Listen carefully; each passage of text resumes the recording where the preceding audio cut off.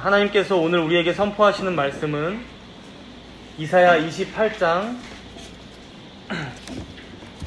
9절에서 18절의 말씀입니다.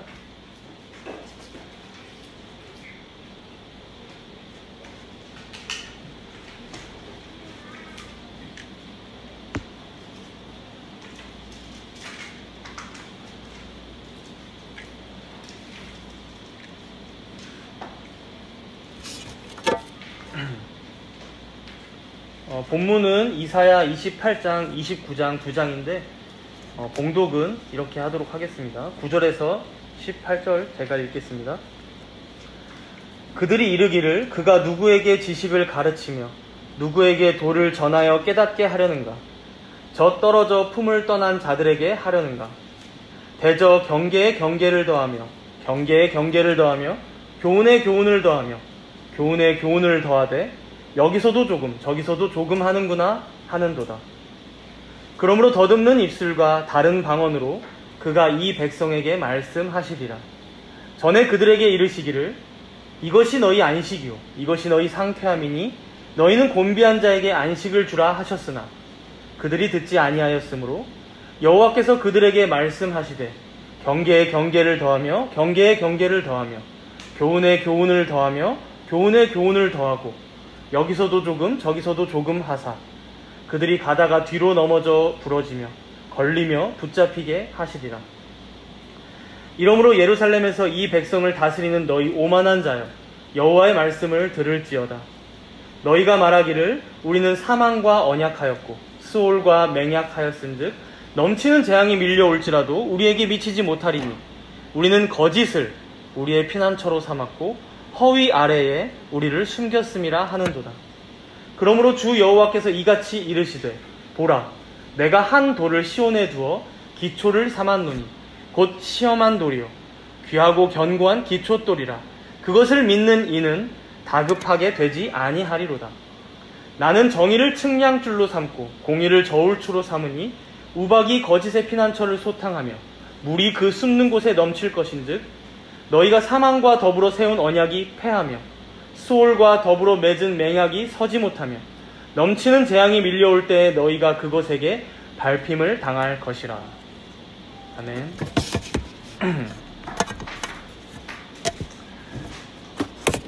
우리가 지금까지 이사야서의 큰 맥락을 한번 짚으면서 좀 지난 시간들을 생각해 보면요. 큰 단락들입니다. 먼저 1장에서 12장까지는 유다와 그리고 예루살렘의 우상 숭배에 대한 철저한 심판이 서술되어 있었습니다. 1장부터 12장까지. 그리고 뒤따라서 13장부터 23장까지는 이제 유다나 예루살렘뿐만이 아니라 가깝게는 북이스라엘부터 저기 멀리는 바벨론 지역까지 그런 주변의 모든 나라들이 다 하나님께 심판을 받을 것이다 라는 열국 심판 신탁의 내용이 나와 있었습니다. 그리고 우리가 지난주에 살펴본 24장에서 27장까지는 이제 열국이 아니라 완전히 더 확장되어서 온 우주가 하나님 앞에서 심판받을 것이다. 즉 종말론적인 예언의 선언이 그 내용에 나와 있었습니다. 그리고 이제 오늘 본문 28장부터 이제 35장까지의 내용을 보면 좀 다시 현실의 내용으로 돌아오고 있는 것을 우리는 볼 수 있습니다. 그리고 이 단락의 화두가 뭐냐면 오늘 말씀의 제목이기도 한데 과연 누구를 신뢰할 것인가에 대한 화두입니다. 누구를 신뢰하며 살아갈 것인가. 이 당시 이제 역사적 배경을 보면 남유다는 이제 여러분들 한 번쯤은 들어보셨을 거예요. 히스기야 왕. 그리고 이제 히스기야 왕이 다스리고 있을 때 북이스라엘이 아수르에게 멸망을 당하게 되거든요. 그러니까 이제 아수르 제국이 가장 강성할 때였죠. 그래서 이제 이 구체적인 히스기야 왕 치세 아래에서 아수르가 쳐들어오는 내용이 이제 이 뒷단락 36장에서 39장까지 이어지게 되는데 바로 그 전에 있는 이 28장부터 35장까지의 내용은 그 전에 히스기야 왕과 그리고 유다 백성들에게 너희들 정신 차려야 돼 라고 경고하고 계시는 말씀이라고 볼 수 있습니다. 너희들 지금 이런 위기 상황에서 누구를 신뢰할 거야? 라는 거예요. 그래서 지금 본문에 이제 이스라엘 백성들의 마음 상태가 어떠할지 우리가 한번 추측해 보면요. 하나님보다 아수르가 더 무섭고 두려울 때였습니다. 하나님보다. 왜냐면 눈에 보이잖아요, 아수르는. 그리고 하나님보다 애굽이 더 의지되고 신뢰가 되던 때가 바로 이때였습니다. 왜냐면 아수르에 대항할 수 있는 제국은 애굽밖에 없다고 여겼거든요. 그래서 심지어 나름 선한 왕이라고 알려져 있던 이 히스기야 왕의 치세였음에도 하나님께서는 이스라엘 백성들에게 계속해서 경고하면서 너희들 그렇게 계속 나를 신뢰하지 않고 애굽이나 아수르를 두려워하거나 신뢰하면 너희들 심판받을 수밖에 없어 라고 경고하셨던 거예요. 즉 이런 위기 상황 속에서, 이런 어려움 속에서 너는 누구를 신뢰할 거야 라고 이것을 집요하게 묻는 단락이 28장부터 35장까지의 내용이라는 것입니다. 그래서 이제 이사야 28장 1절에는 이렇게 시작되고 있는데요. 우리 28장 1절을 함께 읽겠습니다. 28장 1절. 에브라임의 술 취한 자들의 교만한 면류관은 화 있을진저 술에 빠진 자의 성 곧 영화로운 관같이 기름진 골짜기 꼭대기에 세운 성이여 쇠잔에 가는 꽃 같으니 화 있을진저. 먼저 지금 에브라임에 대해서 심판을 선언하고 있죠. 에브라임은 여러분들 기억하실지 모르겠지만 북이스라엘을 말합니다. 에브라임 지파가 가장 숫자가 많아서 북이스라엘. 여기 이제 그래서 뒷부분에 보시면 기름진 골짜기 꼭대기에 세운 성이 쇠잔에 가는 꽃 같다라고 하는데, 이 세운 성이라고 하는 곳은 사마리아 성읍을 얘기합니다. 당시에 사마리아 성은 화려하고 웅장하고 견고했어요. 그러나 곧 아수르가 쳐들어와서 멸망당할 거야, 쇠잔에 가는 꽃과 같이 정복당하고 말 거야 라는 거예요. 그런데 지금 사마리아의 지도자들은 뭘 하고 있다고 합니까? 교만한 면류관을 쓰고 술에 빠져서 술에 취해서 흥청망청 지내고 있다라는 거예요. 그러니 여러분, 아수르에 대항해서 무슨 방어가 되겠습니까? 너희들 그러다가는 곧 멸망당할 거야 라고 예언하는 것이죠. 그런데 문제는 여러분, 북이스라엘 뿐만이 아니라는 데 있습니다. 7절에 보면 남유다도 똑같이 그러고 있는 것을 우린 볼 수 있어요. 우리 7절을 함께 읽겠습니다. 28장 7절입니다. 그리하여도 이들은 포도주로 말미암아 옆걸음치며 독주로 말미암아 비틀거리며 제사장과 선지자도 독주로 말미암아 옆걸음치며 포도주에 빠지며 독주로 말미암아 비틀거리며 환상을 잘못 풀며 재판할 때에 실수하나니. 여기서 어떻게 시작합니까? 그리하여도 이들은 이라고 하는데, 이 말이 제대로 좀 번역을 하면 북이스라엘 사람들을 따라서 남유다 사람들도 라는 말이에요.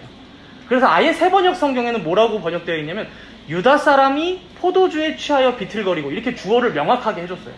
그러니까 지금 위에서는 북이스라엘에 대해서 멸망을 선포했다면 지금 남유다 너네들도 지금 조심해야 돼 라고 지금 시작하는 거예요. 7절에서.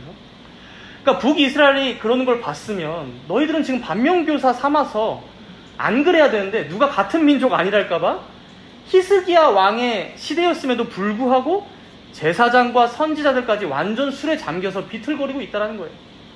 그러니까 환상을 봐도 잘못 해석합니다. 재판을 열어도 실수만 해요. 그래서 그 상황이 어찌나 심각했는지 우리 8절을 이어서 읽겠습니다. 8절입니다. 모든 상에는 토한 것, 더러운 것이 가득하고 깨끗한 곳이 없도다. 그야말로 깨끗한 곳이 단 한 군데도 없구나. 더러운 것만이 가득하구나. 모두가 부패했고 모두가 정신을 못 차리고 비틀대고 있구나. 여러분, 모세가 이스라엘 백성들에게 뭐라고 얘기했었습니까? 광야에서 율법을 다 지켜 행하고 좌로나 우로나 치우치지 말라고 했는데 전혀 그 말씀이 의미가 없죠. 지금 계속 다 비틀대고 있다는 거예요. 이제 이게 얼마나 심각한 상황에 이르렀는지 나오는 대목이, 단락이 나오는데 9절과 10절을 읽어보면 알 수 있습니다. 우리 9절과 10절을 함께 읽도록 하겠습니다. 그들이 이르기를 그가 누구에게 지식을 가르치며 누구에게 도를 전하여 깨닫게 하려는가? 저 떨어져 품을 떠난 자들에게 하려는가? 대저 경계에 경계를 더하며 경계에 경계를 더하며 교훈에 교훈을 더하며 교훈에 교훈을 더하되 여기서도 조금 저기서도 조금 하는도다. 이 말씀이 사실 좀 난해한 내용이긴 한데요. 정확한 것은 이 두 구절은 지금 자신들에게 하나님의 말씀을 매번 대언해주고 있는 이사야 선지자에게 지금 이사야 선지자를 놀리고 조롱하면서 하는 말입니다. 남유다 백성들이. 그러니까 살짝 번역을 제가 쉽게 해서 다시 한번 이 부분을 읽어드릴게요. 들어보십시오. 9절과 10절 눈으로 보십시오. 그들이 말하기를 이사야, 너가 누군데 우리를 지금 가르치려는 거야? 우리를 너의 쫄개로 보는 거야? 아니면 우리를 아직도 엄마 젖이나 먹는 애들로 취급하는 거야? 우리한테 하나님 말씀이라면서 이렇게 해, 저렇게 해, 이럴 땐 이렇게 하고 저럴 땐 저렇게 해 라고 말하는데 진짜 기가 막힌다, 듣고 싶지도 않다라는 거예요. 그래 계속 반복하는 거예요. 조롱하는 거예요. 그만 좀 얘기하라고. 여러분, 이사야가 지금 무슨 말씀들을 이들에게 전해왔을까요? 지금까지 우리가 이사야 1장에서부터 쭉 살펴봐온 그런 하나님의 말씀들을 전했을 거예요. 그러나 이들은 전혀 이런 태도로 들으려 하지 않았다는 것입니다. 모세의 율법을 얘기해줘도 듣지 않았을 것이고요. 하나님의 말씀을 이사야가 직접 받아서 대언해줘도 대놓고 무시하고 이렇게 조롱하고, 그러자 여러분, 이 말을 듣고 이사야 선지자는 이어서 11절과 같이 얘기하는데요. 11절을 우리 함께 읽겠습니다. 28장 11절입니다. 그러므로 더듬는 입술과 다른 방언으로 그가 이 백성에게 말씀하시리라. 이제 여기서 더듬는 입술과 다른 방언으로 그가 이 백성에게 말씀하시리라. 이 방언은요, 이 방언으로 지금 다시 말해주겠다라는 의미는요, 너희들이 알아들을 수 있는 언어로 나는 지금까지 얘기해왔어. 너희들이 알아들을 수 있도록 내가 차근차근 설명해줬어. 그런데도 안 들어? 그러면 내가 다른 나라 방언으로 얘기해줄게. 바로 하나님께서 심판의 도구로 들어쓰신 아수르의 방언으로 얘기해주겠다라는 말씀입니다. 그러니까 뜻을 알고 나면 지금 무서운 말이죠. 마치 젖된 아이에게 옹알이부터 알려주듯이 우리 감귤 아가에게 뭐부터 알려주겠습니까? 아빠? 엄마? 뭐 밥 줘? 뭐가 있을까요? 무슨 말을 알려줄까요? 그런 말들을 이제 차근차근 알려줄 텐데, 엄마 아빠는 너희들 못 알아듣고, 아니 아예 안 들으려고 하고, 그렇게 너희들이 지금 조롱만 해? 나를? 알겠다. 내가 이제는 아수르를 통해서 다시 나의 말씀을 보내겠다. 너희들이 알아듣게 해주겠다. 이제는 친절한 언어가 아니라 거친 언어로, 그래서 더 알아듣기 힘들진 모르지만 알아듣지 않고는 못 배기는 그 언어로 알려주겠다는 거예요. 그렇게 사람의 매와 인생의 채찍을 통해서 내 백성을 가르치겠다라는 하나님의 뭔가 결연한 의지가 보이는 말씀이죠. 사실 다윗에게 약속하셨던 그 말씀이에요. 여러분, 하나님 앞에서 교만하게 뻗대면서 결국 아수르라는 매와 채찍을 맞게 되는 이 이스라엘 백성들을 우리가 본문에서 볼 때 여러분들 무슨 생각이 드십니까? 왜 우리는 하나님께서 친절하게 말씀을 통해 알려주실 때는 귀담아 듣지 않을까요? 하나님께서는 자신의 뜻을 이 성경의 말씀을 통해서, 또 우리에게 율법을 통해서, 그리고 심지어 요약된 십계명을 통해서 어린 아이들마저도, 심지어 저 8살 신주원 어린이마저도 십계명을 다 외웠어요. 그러니까 그런 말씀들로 우리에게 알려주시려고 부단히 우리에게 맞추어주고 계신데, 우리는 왜 이 말씀들을 귀하게 여기지 않냐는 것이죠. 여러분 각자를 한번 잘 되돌아보시기 바랍니다. 여러분들에게 있어서 하나님의 말씀은 어디에 위치하고 있습니까? 진정 우리가 매주 듣는 이 말씀이, 그리고 우리가 가지고 있는 이 성경이, 그리고 우리가 지금까지 배워왔던 성경을 요약한 이 교리의 내용들이 여러분들의 신앙과 삶에 있어서 진정 유일한 기준이요 법칙이 되고 계시냐는 것이죠. 정말 그렇게 믿고 계시다면 여러분, 왜 이 말씀대로 행하기를 꺼려 하십니까? 왜 믿는 바대로 행하며 살아가기를 주저하십니까? 아마 이 당시 이스라엘 백성들도 그랬을 것 같아요. 어떤 거짓 선지자들은 우리는 안전하니까 너희들 그대로 지내도 돼. 예루살렘은 절대 무너지지 않을 거야. 하나님 옛날에 약속하셨어. 혹은 어떤 세간의 마술사들은 야, 지금 뭐 하나님 말씀? 이사야 말 들을 필요 없어. 별을 봐봐. 점을 쳐봐. 우리의 운명이 거기에 다 나와 있어. 그렇게 미혹했을 거예요. 혹은 어떤 유명한 인사들이나 고위 간직자들, 신하들은요, 우리가 지금 나라를 잘 다스리고 있고 잘 꾸려가고 있으니까 우리는 이제 더 번창을 위해서 열심히 하면 돼. 더 열심히 너희들 농사도 짓고 더 열심히 일하면 돼. 그러니까 지금도 우리도 마찬가지죠. 세상에 얼마나 많은 소리들이 있습니까? 정치인도 있고요, 셀럽도 있고요, 연예인도 있고, 유튜버도 있고, BJ도 있어요. 어쩌면 우리가 듣고 반응하는 소리가 하나님의 말씀이 아닌 그런 사람들의 소리는 아니냐는 거예요. 우리가 마땅히 순종해야 할 말씀은 여기 있는데, 아니 하나님, 아니 목사님, 아니 장로님, 그런 거 말고요. 그런 거는 이제 우리가 다 뗐잖아요. 교훈을 더할 필요 없어요. 경계에 경계를 더하지 마세요. 이제 교리도 그렇고 이제 성경도 그렇고 우리가 30년을 들어왔는데 이제 그건 됐고, 그리고 우리가 살아봤더니 그런 건 우리 인생의 문제 하나도 해결해 주지 못하던걸요. 저는 이제 세상이 말하는 대로 살랍니다. 이게 오늘 이스라엘 백성들이 이사야 선지자를 조롱하면서 하나님께 반항하면서 했던 말이라는 것입니다. 주 안에 사랑하는 여러분, 잘 생각해 보시기 바랍니다. 그리고 여러분들 안에서 우선순위를 다시금 잘 정립하시기 바랍니다. 어디에 구원이 있습니까? 어디에 참된 안식이 있을까요? 어디에 우리가 찾는 궁극적인 행복이 있겠습니까?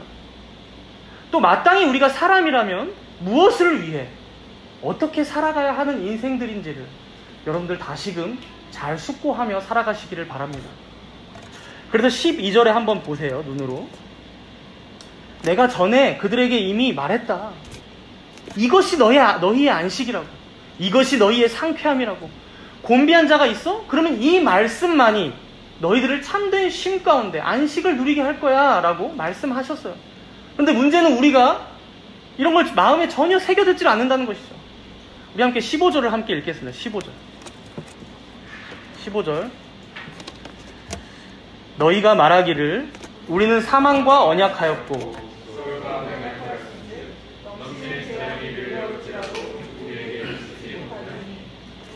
거짓을 우리의 피난처로 삼았고 허위 아래에 우리를 숨겼음이라 하는도다. 여러분, 이 이스라엘 백성들이 얼마나 어리석은 판단을 하고 있는지 보십시오. 넘치는 재앙을 피해보겠다고 지금 누구랑 언약하고 맹약하고 있습니까? 사망과 그리고 스올과 언약하고 맹약하고 있어요. 사실 이 말은요, 당시에 그 강대한 아수르 제국을 피해보겠다고 애굽과 동맹을 맺은 것을 신랄하게 표현하고 있는 것이긴 합니다.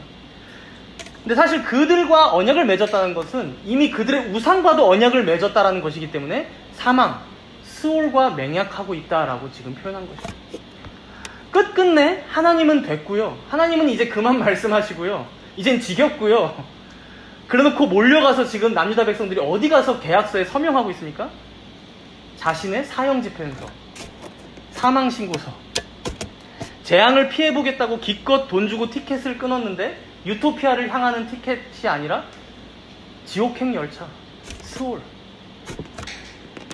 하나님이 이들의 피난처가 되시고 요새가 되어주시는데 어디에 숨고 있다고 합니까? 자신들의 거짓과 자신들의 허위, 허세.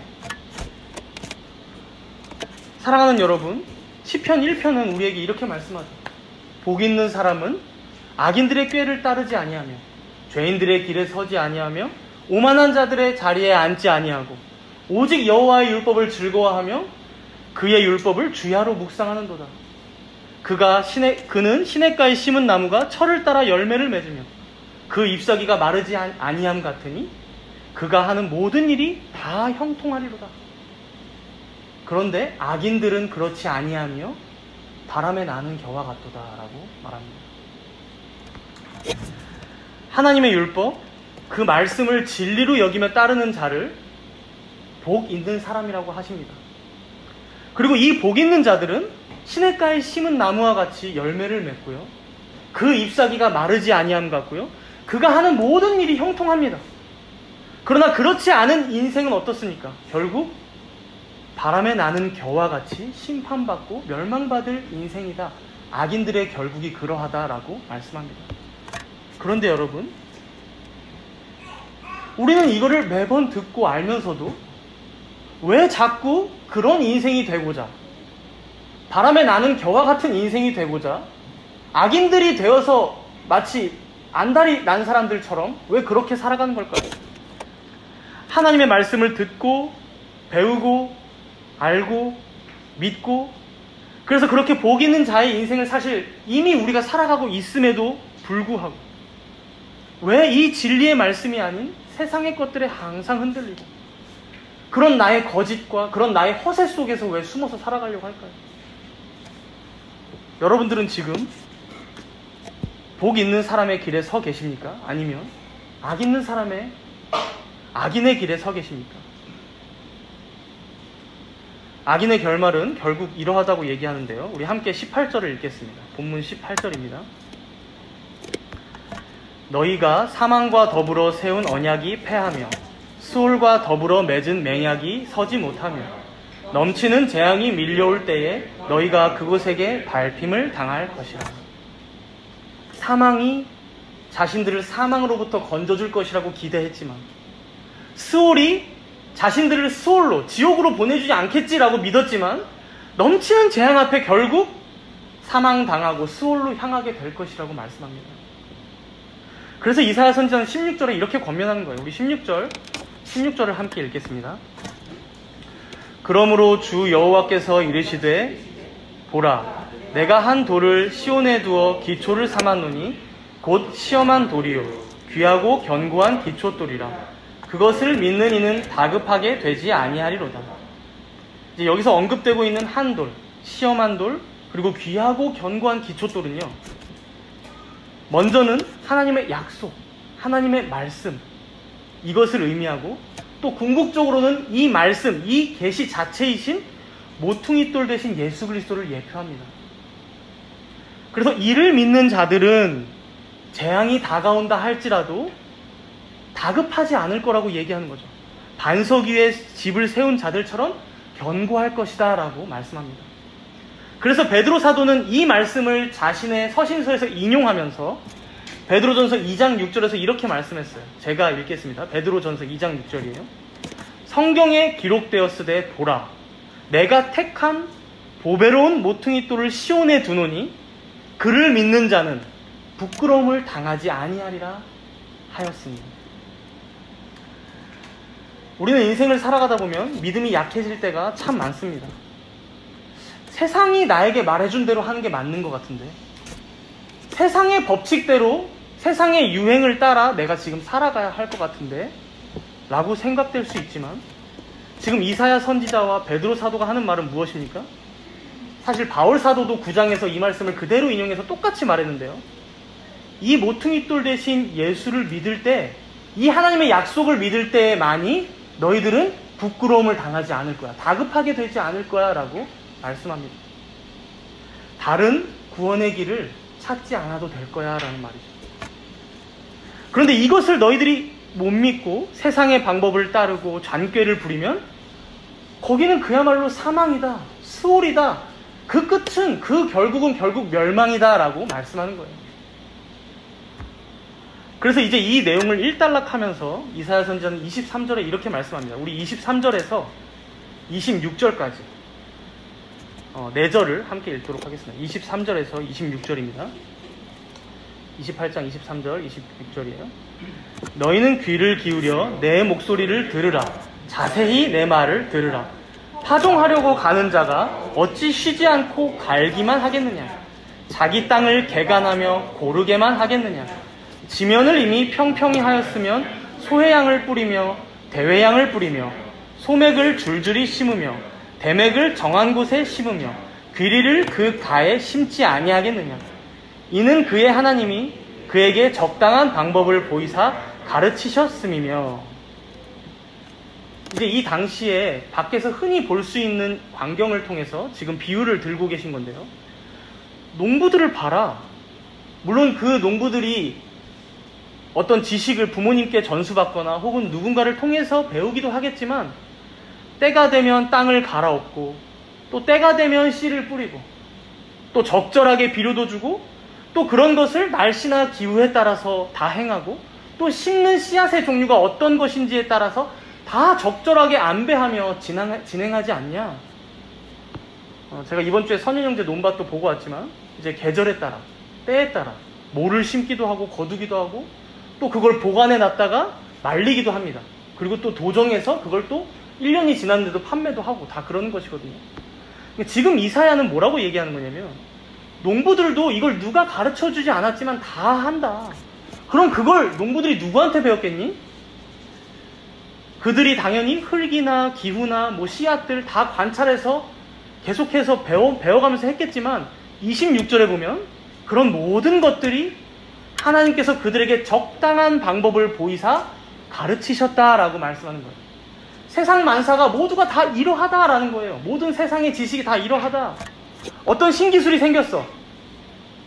요즘에도 우리가 신기술 많이 보지만 그 사람이 너무 똑똑해서 발견한 줄 알았는데 혹은 세상의 과학이나 기술이나 문명이 발전돼서 발명된 줄만 알았는데 아니다. 하나님께서 적당한 방법을 보이사 깨닫게 하신 것이다. 그렇게 증기기관 열차가 발명된 거예요. 그렇게 자동차가 발명된 겁니다. 그렇게 컴퓨터가, 그렇게 인터넷이, 그렇게 스마트폰이 만들어진 거야 라고 지금 이사야 선지자는 말씀하고 있는 거예요. 세상의 모든 자연과 일반적인 원리들조차도 우리가 거주하고 있는 집, 우리가 입고 있는 이 옷, 우리가 먹는 음식 모든 것이 하나님께서 창조하신 만물의 질서 가운데 이미 태초에 그의 뜻하심 가운데 주어진 것이요. 우리는 지금도 그것만을 받아먹고 사는 존재들이라는 거예요. 모든 것이 주로부터 말미암았다라는 것이죠. 그렇기 때문에 우리가 우리 인생의 궁극적인 진리를 왜 세상에서 찾으며 헤매며 살아가고 있냐는 거예요. 이사야 선지자의 말. 먼저는 너희들이 하나님의 말씀을 붙들어야 된다. 그리고 그것으로 세상을 해석하며 살아가야지. 그렇게 하나님을 더 알아가며 그에게 영광을 돌리며 살아가야지. 왜 세상의 것을 가져와서 그것을 교회에서, 그것을 내 삶에서 그런 거꾸로의 신앙을 가지냐라는 것이죠. 너희들에게 생명이 주어졌는데 왜 사망을 끌어오느냐, 왜 스오를 끌어오느냐는 거예요. 그래서 이 부분에서 이 적당한 방법을 보이셨다라는 말씀에서 칼뱅은 이렇게 덧붙여서 권면합니다. 설사 그분이 당신의 일을 알맞게 다룰 줄 모르시겠는가? 하나님이 심판하실 때를 알지 못하시겠는가? 언제 백성을 갈아엎어야 하는지, 다시 말해서 언제 썰해질을 해야 하는지, 또는 언제 타작해야 하는지, 무슨 채찍이나 어떤 종류의 징계로 내리쳐야 하는지, 요컨대 어느 것이 그때 그 사람에게 가장 잘 어울릴지를 모르시겠는가? 우주 만물의 본연의 질서를 부여하신 분이 어찌 이 모든 일을 올바로 다스리지 못하시겠는가? 사랑하는 성도 여러분, 이따가 우리가 나눌 책의 내용에도 나왔지만 공중의 새를 봐라. 예수님께서 말씀하시죠. 들의 백합화를 봐라. 심지도 않는다. 거두지도 않는다. 모아들이지도 않고 수고도 안 하고 길쌈도 안 해. 그런데 하나님께서 먹이시고 기르시지 않냐. 하물며 너희 일까 보냐. 믿음이 작은 자들아. 이것을 29절에 이렇게 말씀합니다. 이사야 선지자는 29절 우리 함께 읽겠습니다. 28장 29절입니다. 이도 만군의 여호와께로부터 난 것이라. 그의 경영은 기묘하며 지혜는 광대하니라. 세상 만사가 하나님께로부터 말미암지 않은 것이 없고 세상의 모든 지식을 그가 가르치시지 않은 것이 없고 모든 인생들이 가진 갖가지 재주나 은사들마저도 하나님께서 주시지 않은 것이 없다라는 말씀입니다. 이도 만군의 여호와께로부터 난 것이라. 그의 경영은 기묘하며 지혜는 광대하니라. 그런데 우리는 얼마나 하나님을 제한하며 살아가고 있습니까? 우리의 일터에서는 하나님을 발견할 수 없어. 우리의 삶에서는, 우리의 인생에서는 사실 하나님의 말씀은 그다지 도움이 되질 않아. 맨날 했던 말 또 듣는 것도 이제는 지겹고, 세상 사람들이 갖고 있는 저 스펙들, 세상 사람들이 소유하고 있는 저 지식들, 세상 사람들이 다 같이 따라가고 있는 저 유행들 나도 따라가고 싶어. 나도 따라갈 거야. 그게 더 나의 부귀 영화를 위해서 좋을 것 같아. 우리가 이렇게 살고 있지 않냐는 거지. 이런 자들을 두고 이사야는 29장 13절에서 이렇게 말합니다. 29장 13절. 한 장을 넘겨야 될 겁니다. 29장 13절입니다. 함께 읽겠습니다.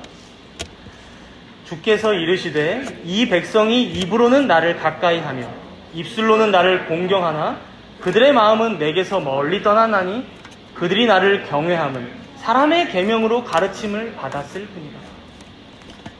이 말씀 그대로 예수님께서 인용하시면서 외식하는 자들에게 경고하셨던 말씀입니다. 입으로는 신앙도 고백하지, 하나님 믿는다고도 하지 안다. 입술로는 사랑합니다, 경배합니다, 찬양합니다, 다 합니다. 그런데 마음은 나에게서 이미 멀리 떠나버렸구나. 전혀 나를 경외하지 않고 있구나. 다만 너한테 사람의 전통만 남았구나. 너희들 손 씻는 것만 중요시 여기는구나. 너희들 음식법만 잘 지키는구나. 너희들 율법만 잘 지키고 있구나. 마음은 나한테서 이미 다 떠났는데. 사람의 계명만 남아서 형식적으로 여기 나와서 예배하고 겉모양만 교회 다니고 대외적으로는 신앙이라고 할지 모르지만 내 말씀은 하나도 귀하게 여기지 않고 있구나. 반응도 안 하고 순종도 안 하는구나. 세상의 말들과 사람의 계명만 쫓아가는구나. 탄식하고 계신 말씀입니다. 그러면서 15절에 이어서 이렇게 말씀하십니다. 15절입니다. 함께 읽겠습니다. 15절. 자기의 계획을 여호와께 깊이 숨기려 하는 자들은 화 있을진저 그들의 일을 어두운 데서 행하며 이르기를 누가 우리를 보랴 누가 우리를 알랴 하니.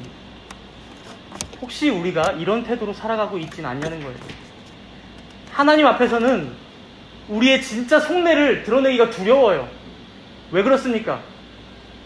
내 탐욕이 가득하니까요. 그렇게 내 탐욕을 숨기고 주일에 하나님 앞에 나온다는 거예요. 그리고 그럴싸하게 예배도 드려주고요. 헌금도 내줍니다. 그리고 누가 알까? 누가 볼까? 어두운 데서 행하면 아무도 모를 거야. 그러나 그런 자들에게 화 있을진저. 이어서 16절도 이렇게 말씀합니다. 16절 함께 읽겠습니다. 너희의 패역함이 심하도다. 토기장이를 어찌 진흙같이 여기겠느냐. 지음을 받은 물건이 어찌 자기를 지은 이에게 대하여 이르기를 그가 나를 짓지 아니하였다 하겠으며 빚음을 받은 물건이 자기를 빚은 이에게 대하여 이르기를 그가 총명이 없다 하겠느냐. 여기서 너희의 패역함이 심하도다 이렇게 시작하는데요. 이 말은요, 너희는 매사를 거꾸로 뒤집어서 생각하는구나 라는 말이에요. 의미가 거꾸로 너희들은 살아가는구나 라는 말이에요. 패역함이 심하도다. 여러분, 누가 진흙이고 누가 토기장이입니까? 우리가 진흙이고 우리가 티끌입니다. 아니, 우리는 무존재였던 자들입니다. 무존재. 그런데 이렇게 지음을 받은 자가 어떻게 지은 이에게 당신은 나를 지으신 분이 아닙니다. 그러니 당신은 내 주인이 될 수 없습니다. 당신은 총명하지도 않으십니다. 당신은 내 인생을 다 모르실 뿐더러 내 인생을 컨트롤할 수 없습니다. 그러니 날 좀 내버려 두세요. 나는 이제 당신을 못 믿겠습니다. 나는 저 애굽에게 차라리 손을 벌리겠습니다. 나는 저 아수르에게 가서 싹싹 빌어보겠습니다. 나는 차라리 저 사망과 스올과 맹약을 맺겠습니다. 그렇게 사람의 계명을 따르며 살아보겠습니다. 언제까지 너희들 이렇게 거꾸로 살아갈 거야? 라고 물어보는 거예요. 언제까지 이렇게 하나님의 말씀을 무시하고 조롱하며 살아갈 거야? 라는 거예요. 사랑하는 정다운교회 성도 여러분, 여러분들은 지금 어떻게 살아가고 계십니까? 여러분들이 진정 살아가면서 신뢰하고 있는 것은 무엇입니까? 돈입니까? 세상이 제시하는 출세의 길입니까? 혹은 내가 이루고자 하는 어떤 소원입니까? 좋습니다. 필요한 건 있어야 되고, 때로는 갈망도 해야 하고, 때로는 이루기도 해야 하는 내용들이에요. 맞습니다. 그러나 그것이 결코 우리의 어떤 안전이 된다거나 우리에게 궁극적인 구원을 보장해 준다거나 우리 인생에 어떤 해답이 될 수 없다는 사실을 여러분 꼭 기억하시기 바랍니다. 오직 우리의 기초돌이요 모퉁이돌 되시는 예수 그리스도만이, 그리고 그 하나님의 영원한 언약만이 우리가 피할 유일한 피난처요 요새요 산성임을 여러분들 꼭 기억하시기 바랍니다. 하나님께서는 우리가 다 알지 못하는 어떤 적당한 방법으로 우리의 인생을 인도하고 계심을 여러분 잊지 마시기 바랍니다. 그의 경영은 기묘하며 지혜는 광대하심을 고백하며 찬양하시기 바랍니다. 우리를 지으신 토기장이께서는 우리를 향한 어떠한 계획 없이 무지성으로 창조하셨다거나 섭리하지 않고 계시지 않는 분임을 여러분들 꼭 기억하시기 바랍니다. 로마서 9장에서 바울은 방금 이 말씀을 인용하면서 이렇게 말씀합니다. 우리 함께 찾아서 읽겠습니다. 로마서 9장입니다. 로마서 9장 20절에서 25절, 신약성경 252페이지입니다.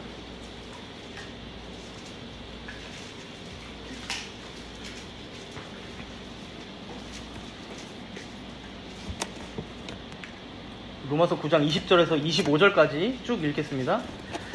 이 사람아, 내가 누구이기에 감히 하나님께 반문하느냐? 지음을 받은 물건이 지은 자에게 어찌 나를 이같이 만들었느냐 말하겠느냐? 토기장이가 진흙 한 덩이로 하나는 귀히 쓸 그릇을, 하나는 천이 쓸 그릇을 만들 권한이 없느냐? 만일 하나님이 그의 진노를 보이시고 그의 능력을 알게 하고자 하사 멸하기로 준비된 진노의 그릇을 오래 참으심으로 관용하시고, 또한 영광받기로 예비하신 바 긍휼의 그릇에 대하여 그 영광의 풍성함을 알게 하고자 하셨을지라도 무슨 말을 하리요? 이 그릇은 우리니 곧 유대인 중에서뿐 아니라 이방인 중에서도 부르신 자니라. 호세아의 글에도 이르기를 내가 내 백성 아닌 자를 내 백성이라, 사랑하지 아니한 자를 사랑한 자라 부르리라.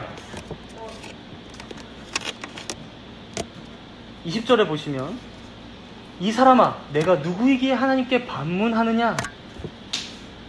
우리는 결코 하나님 앞에서 이렇게 반문할 수 없는 자들, 즉 티끌과 같은 자들, 진흙과 같은 자들입니다. 그러나 우리는 또 20절에서처럼 기어코 이렇게 반문하는 자들이죠. 주님, 그렇다면 왜 저를 이런 사람으로 만드셨나요? 당신이 토기장이라면 왜 제 인생은 이렇게 꼬여 있나요? 왜 제 인생을 이렇게 괴롭게만 하시나요? 그러나 여러분, 우리가 받은 구원이 참으로 은혜인 것은요, 우리가 지금 여기 모여서 하나님을 예배하고 말씀 듣는 이 자체가 참으로 값없는 하나님의 은총이요 긍휼이라는 것을 우리가 알 수 있는 것은, 토기장이에게는 그 누구도 항변하지 못할, 그 누구도 따질 수 없는 주권이 있기 때문이죠. 어떤 것은 천이 쓸 그릇으로, 어떤 것은 귀히 쓸 그릇으로 만들 주권, 그 주권이 토기장이에게 없습니까? 어떤 그릇은 진노의 그릇으로 만들고 어떤 그릇은 긍휼의 그릇으로 만들어도 되는 절대 주권이 하나님께 없습니까?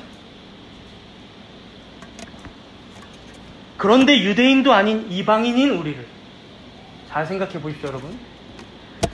끝까지 항변만 해오고 있는, 끝까지 하나님을 원망하고 있는 우리를, 하나님의 말씀은 전혀 들으려 하지 않고 무시하고 조롱하며 사람의 계명만 따라가며 살아가고 있는 우리를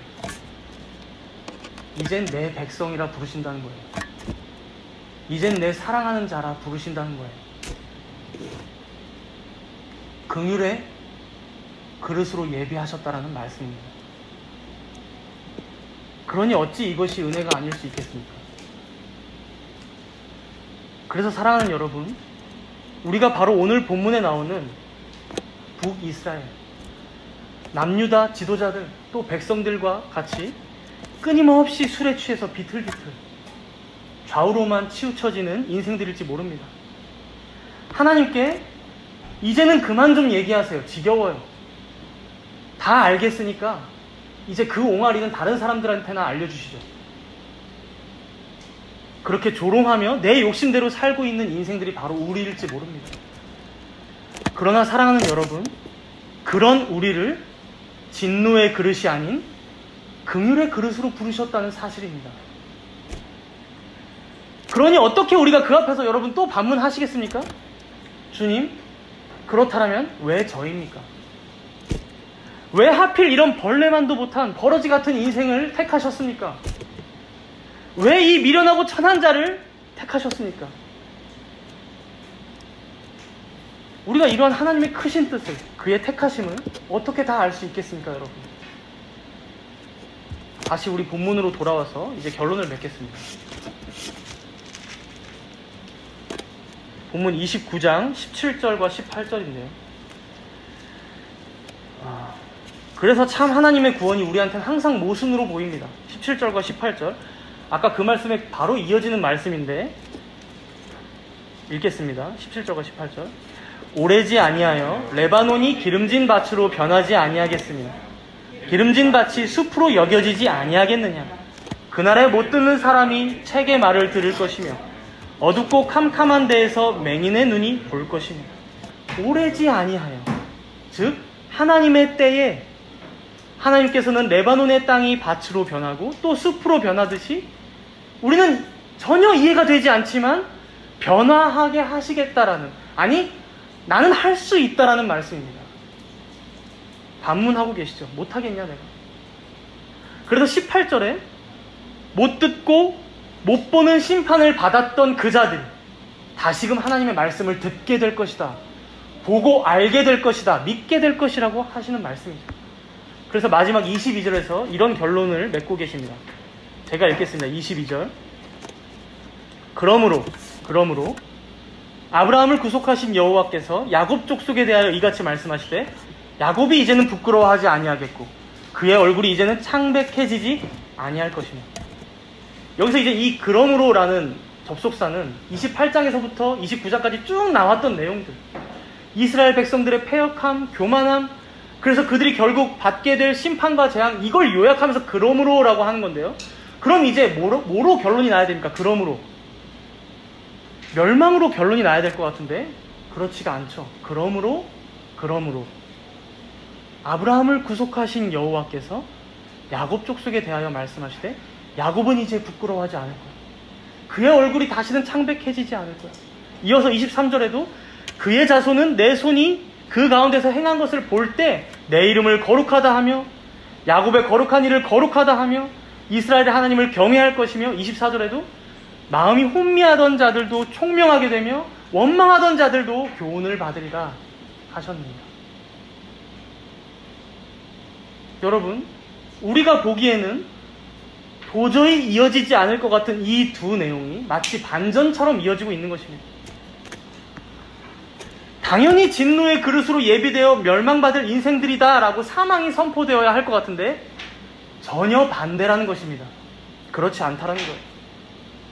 주 안에 사랑하는 여러분, 이것이 바로 우리의 토기장이이신 하나님의 기묘한 경영이요 광대한 지혜이십니다. 이 모든 반전을 우리의 기초돌이요 모퉁이돌 대신 예수 그리스도 안에서 온전히 성취하신 것입니다. 그렇게 그 안에서 우리 모두를 진노의 그릇이 아닌 긍휼의 그릇으로 예비하사 부르셨다는 말씀입니다. 결코 우리는 계획한 적이 없습니다. 아니, 우리는 오히려 아브라함과 같은 우상 숭배자였고 야곱과 같은 속이는 자였죠. 그러나 그런 아브라함을 구속하사 자기 백성 삼으신 것처럼, 그런 야곱에게 은총을 베푸사 하나님을 경외하는 자로 인도하신 것처럼 마음이 혼미했던 우리를 총명케 하실 것이다. 원망만 가득했던 우리 가운데 주의 말씀으로 이제는 교훈을 받게 하실 것이다 라고 말씀하는 거예요. 교훈을 잘 받게 하실 것이다. 그러니 여러분, 우리는 도저히 측량할 수도 없고 우리와 완전히 차원을 달리 하시는 하나님의 일하심을 여러분들 깊이 신뢰하시기 바랍니다. 깊이. 자꾸 우리 눈에 보이는 세상의 것들에 먼저 마음을 빼앗기지 마시고 여러분들이 이 견고한 기초돌 위에 서 있는 자들임을 잊지 마시기 바랍니다. 여러분들은 모래 위에 서 있는 집이 아닙니다. 우리의 견고한 기초돌 대신, 모퉁이돌 대신 예수 그리스도 위에 서 있는 자들입니다. 그 안에서 여러분들의 부르심과 택하심을 굳게 하시기 바랍니다. 여러분들은 누가 뭐래도, 세상이 다 거부해도 하나님의 백성들입니다. 하나님이 택하셨기에, 하나님께서 그렇게 예비하셨기에 여러분들의 인생의 결론은 결국 영화롭게 되며 하나님께 영광 돌리게 되는 인생들이 될 것입니다. 바로 이러한 말씀과 이러한 영원한 언약 안에서 겸손한 자가 되어서 오직 하나님의 말씀을 청종하고 순종함으로 그 안에서 복 있는 자의 삶을 하루하루 살아가시는 모든 정다문교회 성도님들 되시기를 바랍니다. 우리 함께 기도하도록 하겠습니다.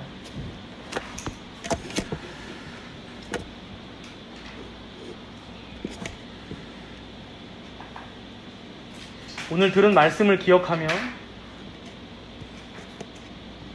하나님께서는 자신의 교회를 통하여 우리에게 매주 주일마다 또 매일의 삶 속에서 자신의 말씀을 또 자신의 뜻을 우리가 알아들을 수 있는 언어로, 설교로, 성경으로, 교리로 하나하나 차근차근 알려주셨는데 우리는 그것을 전혀 귀하게 여기지도 못하고 믿는 바대로 행하려고 하지도 못하는 그런 오늘 본문의 패역한 이스라엘 백성들과 같진 않았는지 되돌아보며 회개하도록 하겠습니다.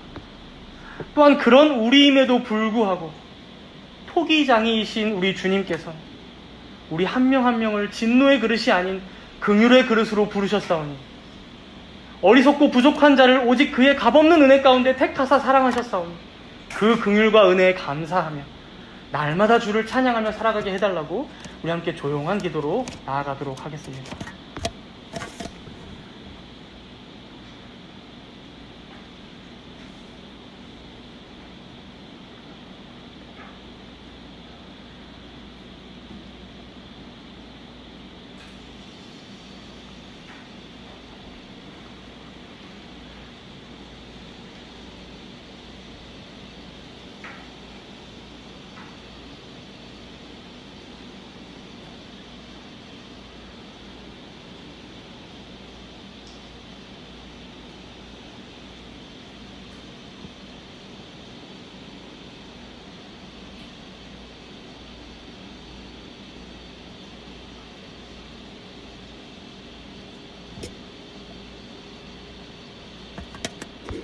인자와 자비가 풍성하신 하나님 아버지, 공중에 나는 새도 들의 백합화도 자신을 위하여 심지도 거두지도 모으지도 또 수고도 아니하지만 긍휼이 충만하신 우리 하나님께서 먹이시고 입히시는 줄 믿습니다. 이처럼 주님의 경영은 기묘하며 그 지혜는 광대하고 그 능력은 영원하고 무한하시오나 우리의 믿음은 참으로 적어서 주께서 적당한 방법으로 우리의 인생을 가르치시고 또 인도하시고 보살피실 것을 믿지 못하며 살아가오니 주여 이 연약한 인생들을 불쌍히 여기시고 긍휼을 베풀어 주시옵소서. 우리가 인생을 살아가며 적은 믿음 가운데 생명의 언약이 아닌 사망과 수월의 언약을 의지하며 살아가고 있진 않은지 되돌아보게 하여 주시옵소서. 하나님의 말씀에 귀 기울이는 자가 아닌 세상의 소리와 사람의 계명만 따라 반응하며 살아가기 급급한 자들은 아닌지 다시금 생각하게 하여 주시옵소서. 그리하여 우리의 유일한 기초돌이요 귀하고 견고한 모퉁이돌 되시는 우리 구주 예수님만 참으로 의지하는, 그리고 그 안에 계시된 하나님의 영원한 언약과 그 말씀만 신뢰하며 살아가는 여기 모인 모든 주의 귀한 백성들 되게 하여 주시옵소서. 감사드리오며 우리 주 예수 그리스도의 이름으로 기도드리옵나이다. 아멘.